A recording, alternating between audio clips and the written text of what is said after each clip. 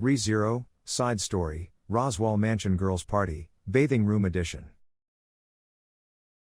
Emilia, slowly, from the tips of the toes, long, white legs slipped into the hot, faintly cloudy water. Her thighs trembling for a moment from the heat of the bath, she purred softly from the warmth, and let her limbs sink below the surface. Emilia, with her long, silver hair simply gathered in her hands, she lowered her body into the hot water, and let out a long sigh. She was beautiful. Her silvery hair was like a reflection of the night's moonlight, and her bluish-purple eyes seemed like they were inlaid with gemstones.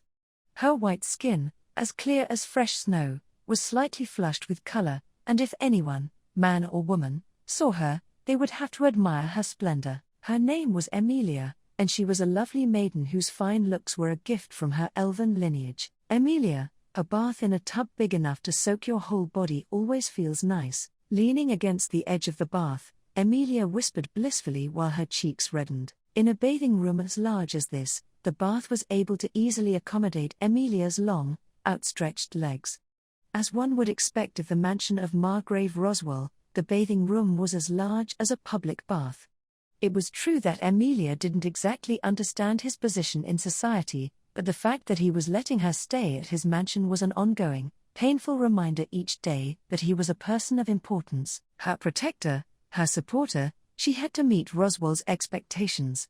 Her awareness of this was one of the reasons he was spending each day living an unfamiliar lifestyle, striving to advance her studies. Having said that, even the always cautious Emilia, with her clothing shed, bathing by herself, was simply a girl, nay, a beautiful girl. Emilia, I think I might have put on a little weight. Her voice trembled as she lifted her arms from the bath, and pinched her white upper arm between her fingers. Perhaps it was due to eating regular meals as part of her recent life at the mansion, she might be overeating. Compared to her life before, life at the mansion didn't give her as many chances to move around, either. Given that, gaining weight was only natural. Emilia, Puck will start complaining again at this rate. In truth, Emilia didn't worry much about her own health. Puck, the cat spirit bound to Emilia by contract, was another matter. More than Emilia herself, he was concerned, and made sure to always remind her to take care of herself. Puck, who had appointed himself her substitute parent and spent time with her as family, cared almost too much for her, and often instructed her on how to handle various parts of her life. She was grateful, of course, but sometimes the little lectures grew tiresome. Emilia, do after bath stretches, and do my hair, and do my nails, and, counting on her fingers all the things she'd promised Puck to do after bathing, she started to feel a bit melancholy. Perhaps having her daily routine start to feel tiresome meant that she was getting worn down. The incident at the capital, having her emblem stolen, and the big mess of a day that it took to get it back. It was only a few days ago, perhaps she was still physically and mentally exhausted. Emilia, I can't be like that. This isn't the time to be having second thoughts. With only thoughts of the past springing up, Emilia tried to cut them off by smacking both hands to her cheeks. The path she had chosen for herself wasn't easy enough to let a little exhaustion slow her down. Even from the start, she'd been behind. To recover from that was going to require a real struggle. And so, while Emilia was rebuilding her motivation, oh my, Emilia Summer, the door to the changing room opened, and someone stepped into the bathing room. Emilia turned to see who had spoken, and saw a pink-haired girl approaching, with a towel concealing her naked body. She was more petite, but her flawless skin and adorable face were a match for Emilia. The steam-dampened towel clung to her, and revealed her body was well sculpted, despite its delicacy. Looking towards Emilia, she inclined her head slightly. It's quite rare for you to be bathing at this hour. Would it be better if we come back later? Emilia, no, it's fine. I wouldn't say something as mean as that. I see. Thank you very much. Do come in. As Emilia, still soaking in the bath, answered her, the girl, bowed her head slightly without changing her expression. She then turned towards the changing room and called out to another, her younger sister, Nay Summer, It's all right since it was Emilia Summer who was here before us, but what would you have done if it had been Subaru-kun? That wouldn't do." With that, Ram's nearly identical blue-haired sister appeared, following her into the bathing room. Compared to Ram, her eyes seemed slightly gentler, but other than that, they were very similar. Her features and delicate form matched her sister. Rem's chest was, perhaps, larger. Rem was also covering herself with a towel, and at her words, Ram turned her head and replied, "Ram, when you put it that way, that's true. If the bath had been occupied not by Emilia, but by the boy who was staying as a guest, Rem, if Subaru-kun was looking at Nay Summer with his dirty eyes, Rem simply couldn't tolerate it. Ram, if that happened, I'd simply have to gouge out his eyes. His last sight would be a parting gift from me. Emilia, there's no need to say scary things like that. Subaru is a good boy. Ram, perhaps your estimation of him is a little off." Responding candidly to the comments from her younger sister and Emilia, Ram, now sweating, softly placed one leg in the bath. As she placed herself diagonally forward from Emilia, Ram's normally expressionless face relaxed slightly. Noticing that, Emilia smiled faintly. "Ram, what's the matter, Emilia Summer? You seem amused." "Emilia, just a little." Even Ram relaxes a little in the bath, it seems. "Ram, I'm not a doll, after all. Though I won't deny that I'm as pretty as a doll." Speaking in a hard voice, Ram quickly tightened her expression. Emilia regretted having caused her the embarrassment of being noticed, but now Rem entered the bath, across from Ram. "Rem, Nay Summer's way of always being resolute is wonderful, of course, but I also think that the way she lets down her guard in the bath is adorable as well." Emilia, "Oh, you mean that this always happens?" Rem, "Yes, it's Nay Summer's little secret." Showing a little color in her cheeks, Rem spoke with a humor in her voice that was rare for her. In some ways, even more than Ram, Rem tended to build walls between herself and others.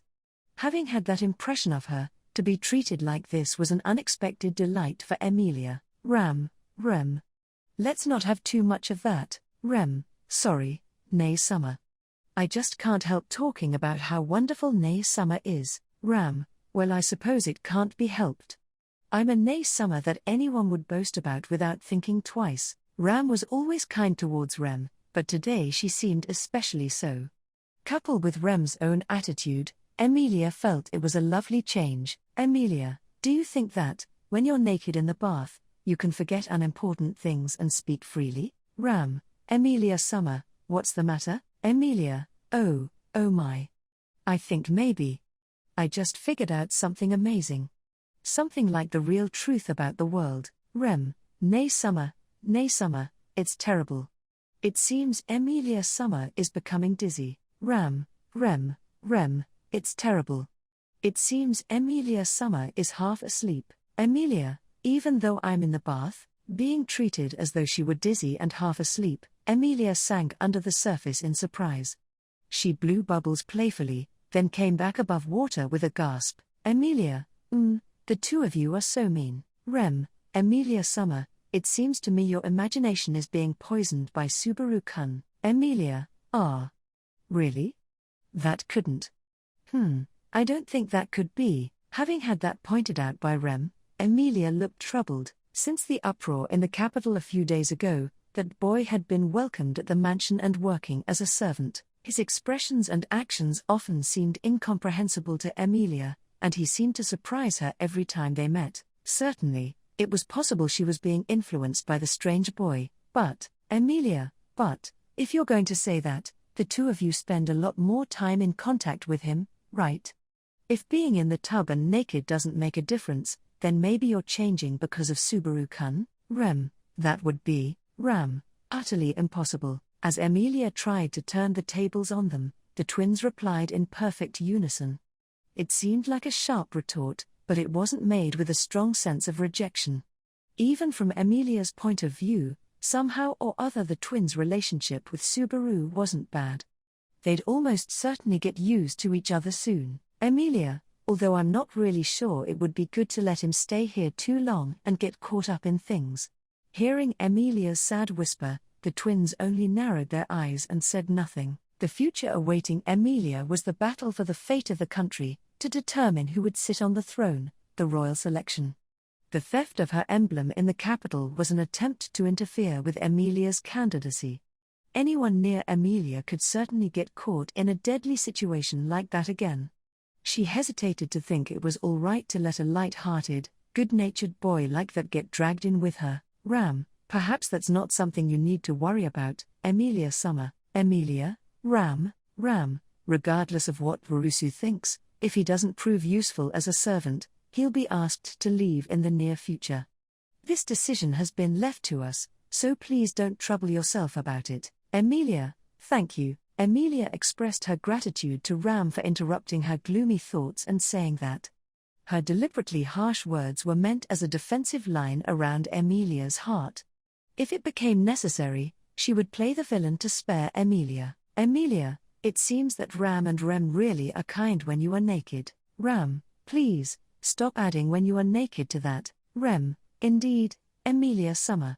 Nay, Summer is always kind even when she isn't naked. At Emilia and Rem's slightly off responses, Ram let out a deep sigh.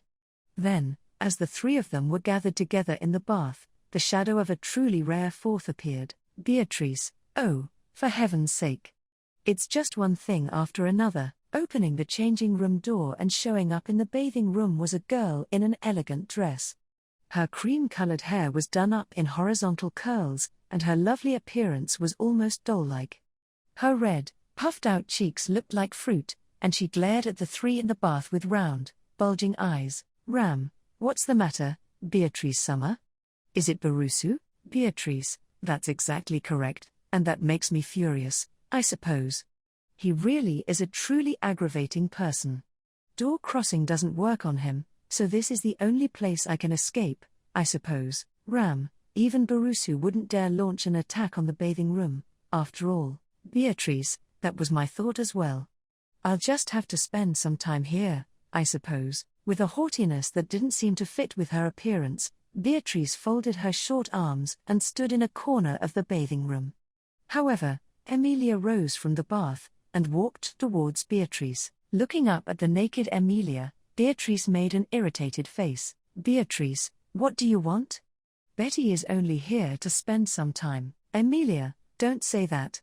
You've already come to the bathing room. Ram and Rem are here too. Wouldn't it be nice for Beatrice to have a bath too? Beatrice, it wouldn't be nice at all.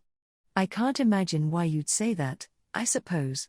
It's certainly not funny. Beatrice tried to shoo away Emilia with a wave of her hand, like she was shooing an insect. Faced with that stubborn attitude, normally Emilia would have kept her distance, but Emilia was a little different this evening.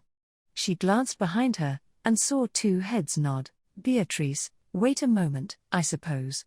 What's the meaning of that signal just now? Emilia, oh, it's nothing. Ah. Beatrice, Puck is washing himself. Beatrice, oh? Where, I suppose? Falling for an old trick, Beatrice's eyes followed the direction that Emilia pointed. The next moment, Emilia picked up Beatrice's small body in her arms and tossed her towards the bath. Crying out Naya, Beatrice flew towards the tub. Beatrice, what are you thinking? No matter, it will take more than this. The parabolic arc Beatrice was tracing stopped in midair. Using magic, she attached her thrown body to the air itself. She slowly began to move towards the side of the bathing room, but, Ram, come now. Beatrice Summer, don't be like that. Rem, stay with us a little while.